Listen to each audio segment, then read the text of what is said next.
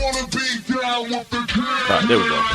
It's the Sports Kings. Sports Kings. Big Mike. He might fall off the wagon in the next 10 minutes. And Rob Calloway. It's about bringing talent. It's not about all the flash and glitz and glam. Not your average sports talk show. The Sports Kings. This is NFL legend, work done. This your boy D. Howard, a.k.a. Superman. I'm Jerome Bettis, the bus. It's Cam Newton. Holla at your boy, already. This is Hank Aaron, and I'm down with the Kings.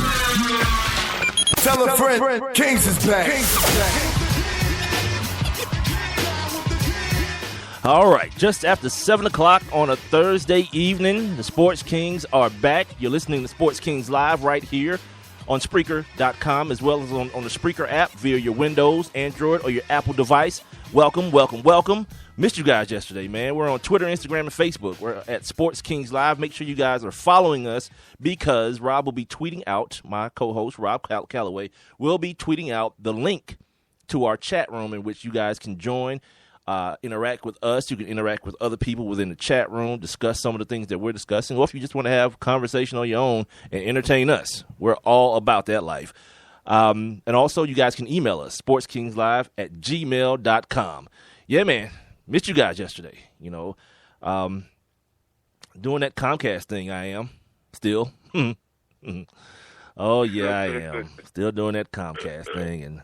And anyway, my network wasn't working yesterday, and because I stay in the boondocks, I don't get cell service without a little help from this little network thing that Verizon gives you if you live in the boondocks. So everything's working today. So you have one of those. So you have one of those, what they call it, a network extender. Extender, right? Yeah, it looks like a modem or a router, but it's just for the cell phone or whatever. It works off of the internet. So if the internet's down, guess what? Telephones are down as well. So yesterday, I was like, Rob, are you there? Rob. Rob wasn't there. He kept clicking in, clicking out, clicking in. It's ridiculous. Yeah. So if you're looking for yesterday's episode, it's not there. If you heard us live, you're going to hear me repeat a lot of stuff that I said yesterday again today. I don't care. I got to get it out. I'm about to, when I miss a day, it's terrible on you guys. I know it is because it's so much stuff that I need to say and I feel like I have to say. All right. That being said, though, let's get it on. Let me pull up the old notes here. All right. As usual, we're going to take our look back in sports, and we're going to do on this day at some point today. Reminder, yesterday we were supposed to talk to our guy from the Cleveland Plain Dealer, Branson Wright, to talk about the series between the Cavs and the Warriors. Also, he covers the Browns as well, so we could talk to him about Johnny Manziel and some of the things that have come out of Browns OTAs and mini camps as well. Got some news on Justin Gilbert today. Who was their first pick before Johnny Manziel. He was actually deactivated for game number 16 of last season, and he talked a little bit about that today. So we can ask Branson about all that stuff tomorrow. Tentatively, 7:05. I'll confirm with him tomorrow before the show actually starts, and we'll get this thing on and popping. We hope to bring you guys a multitude of guests, actually, as the weeks and days progress from here on out. We're improving, and we're trying to build this thing slowly but surely, brick by brick. So we're going to do on this day today, as we usually do. We're going to definitely talk about game number 3 of the NBA Finals that happened actually the day before yesterday. Game number 4 today. Coverage starts at 8:30 on ABC. You guys don't need to worry about that. You'll still be listening to us at 8:30. But at 9 o'clock, the game will actually start. So don't worry about the coverage. Yep. We got you here. I got a bunch of NFL stuff. I got some more domestic violence news I want to talk about. Some more weirdo stuff involving Caitlyn Jenner. I'm telling you about all this stuff, but we probably won't even get to it. Like, because of what happened yesterday, we're probably going to spend most of the show talking about the finals, to be honest with you. But just in case, I'm trying to just give you guys a little rundown of what to expect if we are able to get to all these things. All right. Now, first, let me check the chat room here. Mark Cooper's in the building, as usual. See, he's one of the guys. He's gonna hear me. You're an idiot. Why? No, it's not. No, Rob's here. Rob, shout out to Mark, dude. Yeah, I'm here. Yeah, it's not. No, it's not down with no damn king. He's here. It's both of us. We're still here together. See? He thought we went back. He thought we went back live and we weren't able to do this right. Come on, man. I would have came to your house, dog. We would have did it the right way. I would have came to your house it's N-word stuff, man. It happens. We trying to do the best we can, but we don't have the support of the white folks no more. Can I just say that? Like when we were under that umbrella, things ran a whole lot smoother. Now it's all on us. Yeah. So be prepared for some glitches. Even under that umbrella, there were a lot of things that we were responsible for. Yeah. But the equipment situation, crap usually worked. And Mark knows about the equipment. He's up there now. Or maybe he means down with the king as in LeBron James. I don't know. It's hard to get context from the chat line, from the chat room. Oh, yes. That's what I thought, King James. Yeah. Oh, we're such idiots. Anyway, I'm down. I've been down with LeBron. I had to bring Rob around slowly but surely. He was kind of in his feelings a little bit about the whole decision thing. I was originally down with LeBron. Then they did that pep rally. See, here's the thing, dude. I don't know what side of Decatur you from, but the side I'm from, if you're down, you're down. You know what I mean? If that's your dude, that's your dude. But it was just the fact that, number one, I wasn't a Chris Bosh fan. I wasn't a real D Wade fan. So it just kind of was like, LeBron, you probably could have got somebody to come up there and play with you, man. No, it's Cleveland, dude. If he could, who's there now? JR, who went begrudgingly. He's still mad that he ain't in New York no more. He's in the finals and still mad. He ain't mad. Did you hear him talk about it? Did you hear him talk about how upset he was with that trade? He didn't want to go. Like how now he's still trying to prove to them what they miss. Come on, JR. Like Carmelo, I love Carmelo, but he ain't that dude that you playing with now. So he's definitely not LeBron. Let's back up on that whole thing there. All right, so let's rewind everything to 2 days ago, almost 48 hours ago. The NBA Finals. First, let me do this. Let me do this before we get into that. Let's talk about the ramifications of last game being won by the Cleveland Cavaliers, 96-91, to take a 2-1 lead in the finals. Okay, teams previously in the Cavs position have won their respective series 64% of the time. And when I say in the Cavs position, the team without home court advantage and being the underdog, having a 2-1 lead, they've taken 64% of this. They've won the series 64% of the time. That's what I'm trying to say. Now, here's where things kind of get flipped on their head a little bit, though. When the team that's favored, ties the series 2-2. This has happened about 180 times, give or take a few.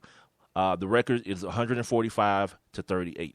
They won the series 79% of the time. So, as you can see, it's vitally important that the Warriors find a way to win tonight's basketball game, because it takes them from only having, as things stand right now, a 46% of winning the championship, and just flipping that thing over on his head to having a 79% chance of winning the championship. Now, conversely, if you're the Cleveland Cavaliers and you're the underdog and you go up 3-1, it's pretty much a wrap.